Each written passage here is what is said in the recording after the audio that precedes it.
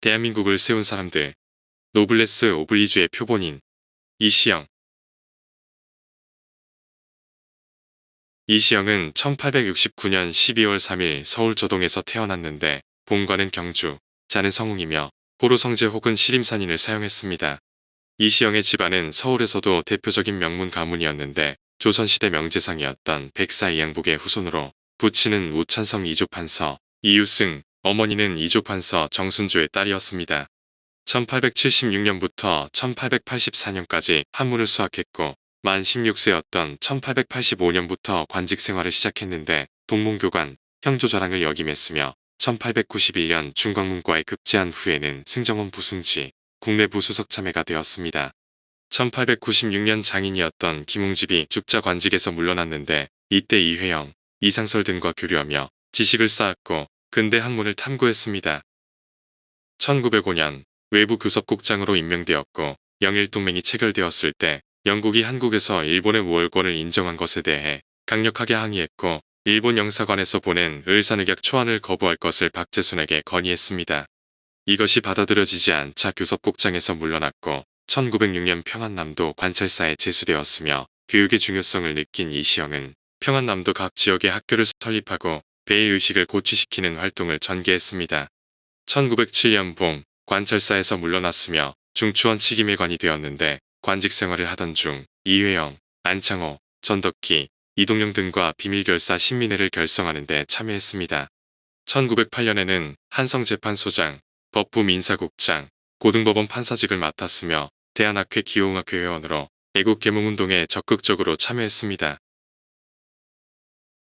서간도로 이주하는 이시영 일가. 일본의 압박이 더 커지자 이시영을 비롯한 이건영, 이석영, 이철영, 이회영, 이호영 6형제는 전 재산을 처분하고 일가 50여 명과 함께 만주로 망명할 것을 결정했습니다. 박은식은 국권회복운동을 위해 명문거족이나 검문세가 출신이 대규모로 망명한 경우는 이시영 형제가 유일하다고 평가했는데 1910년 말 이들은 서간도 유아연 삼원보 추가가에 정착했습니다.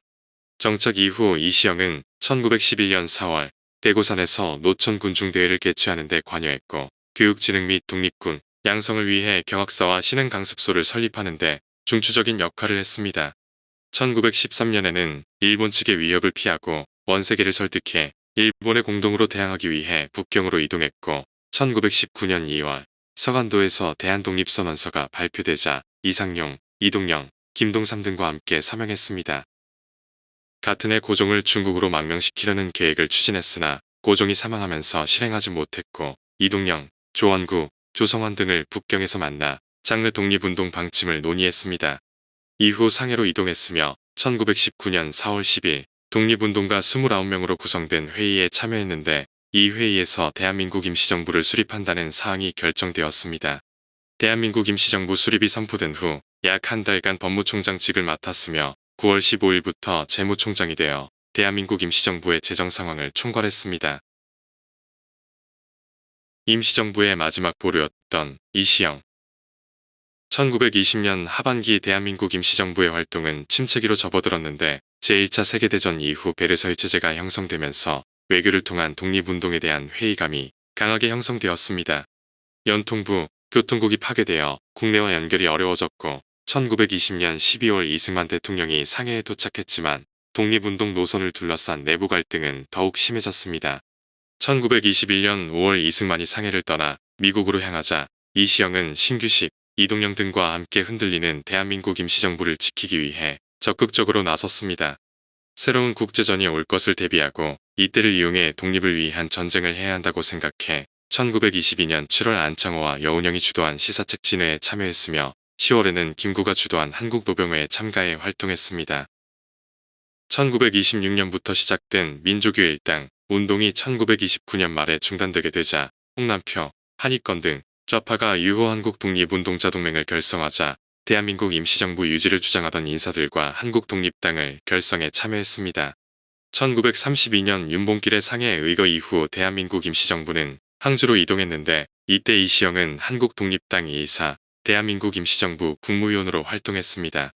항주에서 머무는 동안 이시영은 총 23개의 장으로 구성된 감시 만화를 저술했는데 1934년 3월 1일 발간된 이 책에서 민족의 주체성을 강조하고 일제의 만행을 비판했습니다. 1935년 김원봉을 중심으로 조선민족혁명당이 결성되자 이에 대응하고 대한민국 임시정부의 존재를 강화하는 방안으로 이시영은 김구 등과 함께 한국국민당을 결성하는 데 앞장섰습니다. 대한민국 임시정부가 중경으로 이동한 후인 1940년에는 법무장직을 맡았으며 1942년부터 해방될 때까지는 재무장이 되어 대한민국 임시정부의 재정을 담당했습니다. 해방 후 초대 부통령에 취임하는 이시영. 1945년 11월 23일 이시영은 임시정부 요인 제1진으로 환국했는데 육형제중 살아서 고국으로 돌아온 사람은 이시영 혼자로 이들은 엄청난 생활고를 겪었고 다른 형제들은 모두 고문사, 병사, 객사, 아사를 했습니다. 독립운동의 인적 자원들을 끌어안아 거점으로 쓸 토지, 척박한 땅에서 실패한 농사로 인해 먹을 것을 사는 등 단순한 운영과 준비만으로 10대 부호조차 파산에 이르게 된 것입니다. 1946년 대한독립촉성국민회 회장에 선출되었으나 곧 사퇴했는데 이시영이 중요시했던 활동 중 하나는 교육에 관한 것으로 한국 직후 신흥무관학교 부활위원회를 조직했습니다. 신흥무관학교의 건화기념 계승하고 인재 양성을 위한 활동에 착수한 것으로 1947년 2월에는 재단법인 성지학원을 설립했는데 이것은 신흥전문학관으로 발전되어 1회, 2회 졸업생을 배출했습니다. 1947년 9월 공직을 사퇴한다는 성명을 발표했고 임시정부 국무위원직도 사퇴했으며 1948년 7월 20일 제헌국회에서 실시된 정부통령 선거에서 대한민국 초대 부통령에 당선되었습니다. 1950년 6.25 전쟁 발발 후 부산으로 피난해 있던 중에 국민방위군 사건을 지켜보면서 이승만 정부의 실망에 부통령직을 사임했고 이후 정계를 은퇴했습니다.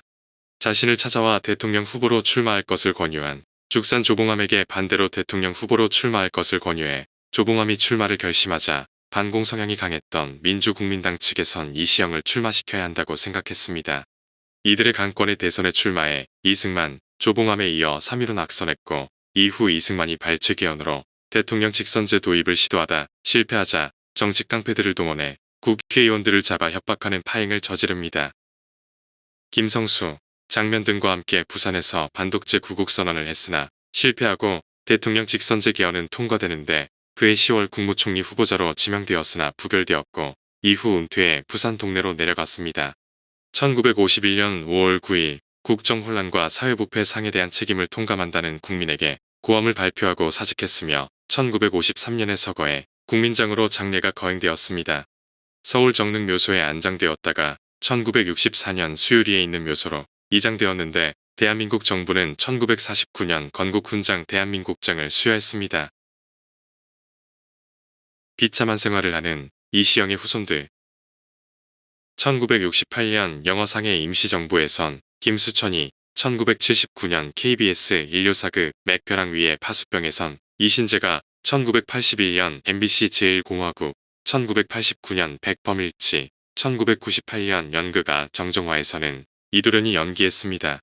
1995년 KBS 드라마 김구에서는 이대로가 2009년 KBS 자유인 이회영에선 조영진이 2018년 명당에서는 허성태가 2025년 호조에서는 이광호가 연기했습니다.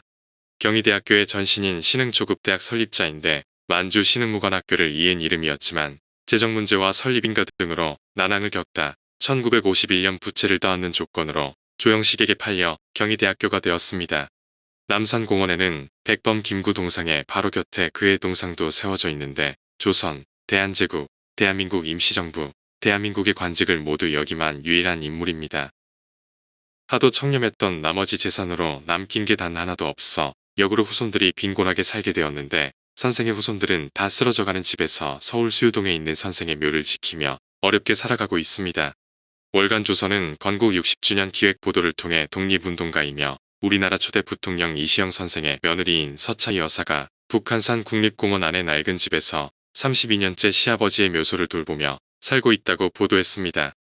여사가 거주하는 집은 붉은 기와 위에 검은 이끼가 잔뜩 내려앉고 대문 옆엔 타버린 연탄 수십 장이 쌓여 있는데 14평 남짓한 집에서 서여사는 아픈 셋째 아들과 소아마비를 앓는 막내딸과 함께 살고 있었습니다.